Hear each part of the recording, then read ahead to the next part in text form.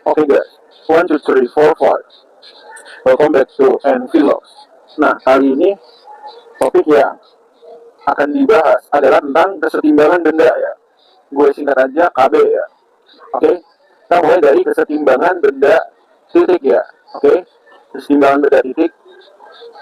Nah, benda yang dianggap titik itu, kalau dia diasumsikan hanya mengalami gerak translasi dan berlaku hukum-hukum Newton di dalamnya.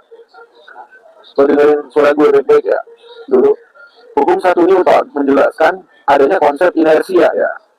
Oke, inersia atau kelembaman, kelembaman atau alias sifat kemalasan suatu benda.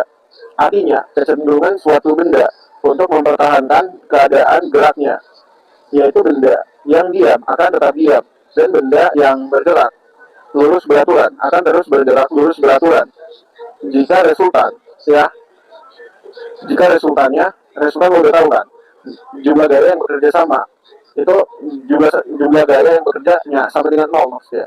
Oke. Jadi hukum 1 Newton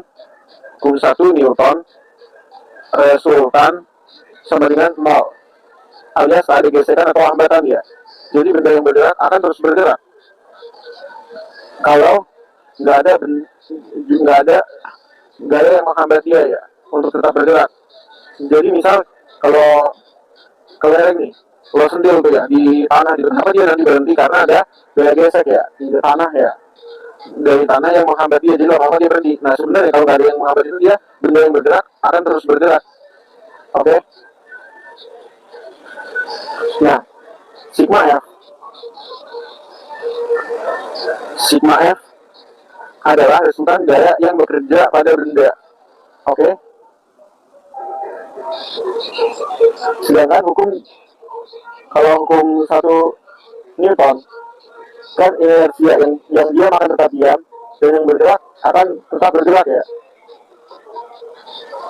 Kalau hukum 2 sigma F sama dengan M kali A, hukum 2 Newton ya, menjelaskan hubungan resultan gaya, massa, dan juga percepatan benda. Oke, jadi hukum 2 Newton berlaku pada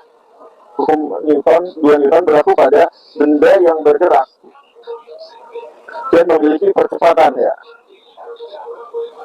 Jadi benda yang bergerak kan, terus dia makin cepat tuh. Nah berarti itu ada percepatan tuh kalau makin cepat. Oke. Selanjutnya hukum 2 Newton menjelaskan konsep hukum yang ketiga maksudnya. Kalau hukum yang ketiga, hukum 3 Newton ya, itu aksi reaksi ya. F aksi sama dengan F reaksi ya. Contohnya nih, ada kaki ya. Kalau lo berlari ya, aksinya ke sini kan, lo memberikan gaya ke bawah ya, kaki lo itu ya kepada tanah ya, kepada dataran tanah ya. Nah dataran tanah itu dia reaksinya adalah lo ke bawah kan, ke depan kan, condong ke arah depan gitu kan, jangan ke arah serong depan atas gitu. Itu gaya aksi sama gaya reaksi ya, gaya reaksi. Nah F aksi sama dengan minus reaksi, karena dia pada negatif dari persamaan di atas, menunjukkan bahwa ada gaya aksi reaksi itu berlawanan. Hukum Newton yang berkaitan dengan kesetimbangan adalah hukum 1 Newton. Mengapa demikian? Karena keadaan seimbang adalah keadaan saat resultan yang gaya yang bekerja pada benda sama dengan 0, atau dapat dituliskan mana? Dituliskan sebagai F1 kurang F2 sama dengan 0. Jadi ada F1 ada F2, yang mana gaya itu kan vektor ya, ada nilai ada arah ya. Jadi dia saling menyadarkan terus sama dengan 0. Itu hukum 1 Newton ya. Nah, kesetimbangan benda tegar. Oke. Sekarang baru ke kesetimbangan benda tegar. Benda tegar didefinisikan sebagai sistem partikel yang posisi relatif partikel-partikel ya dalam sistem dianggap tetap. Akibatnya, ketika benda ini bereaksi terhadap suatu sumbu tetap, jarak setiap partikel dalam sistem terhadap sumbu rotasinya akan selalu tetap. Oke?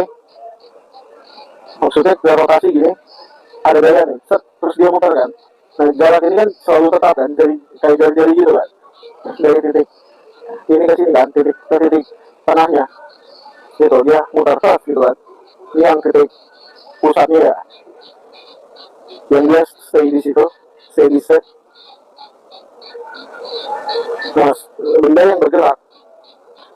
yang bergerak secara rotasi akan menghasilkan torsi. Oke? Torsi. Nih, tahu ya. Kayak huruf T ya. Huruf T besar ya, cuma ada cantolannya di bawah ya. Torsi atau momen gaya ya. Momen gaya adalah kecenderungan dari sebuah gaya untuk merotasikan suatu benda. Oke, gue ulangin. Adalah kecenderungan dari sebuah gaya untuk merotasikan sebuah benda terhadap suatu sumbu tertentu. Oke, terhadap titik pusat. Torsi adalah besaran vektor, sehingga selain besar memiliki nilai besar juga memiliki arah. Bagaimana cara menentukan arah dan tanda torsinya? Jika gaya cenderung memutar berlawanan jarum jam. Oke. Kalau dia berlawanan jarum jam negatif. Oke, berarti kalau searah jarum jam dia positif. Oke, kesepakatannya kita buat gitu dulu ya. Nah, berbeda dengan kesetimbangan benda titik, yang ditinjau hanya adalah translasi saja. Pada kesetimbangan benda tegak akan ditinjau secara translasi dan rotasi ya. Misal kayak mobil tuh, rodanya kan dia ke depan, tapi dia mengandung ini ya, rotasi juga kan, putaran kan, rodanya itu kan. Oke. Kalau bumi kan dia berotasi sampai berevolusi gitu kan. Jadi mirip gitu ya. Nah, kalau translasi itu dia kayak kotak didorong nih, ada kotak didorong ke depan. Nah, kali kan kalau yang roda ini kan translasi sampai rotasi kan. Cara kesetimbangan benda tegak mengikuti cara kesetimbangan translasi dan cara kesetimbangan rotasi sebuah benda tegak berada dalam keadaan setimbang mekanis jika memenuhi syarat berikut. Yang pertama, percepatan linear pusat masanya sama dengan 0. Oke, gue ulangi, percepatan linear pusat masanya sama dengan 0.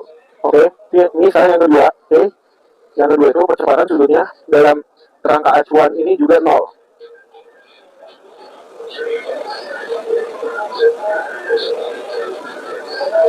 Oke, gitu aja dulu. Next, hukum kekekalan energi kinetik rotasi ya. Oke, see you in the next video. Bye bye. Dah.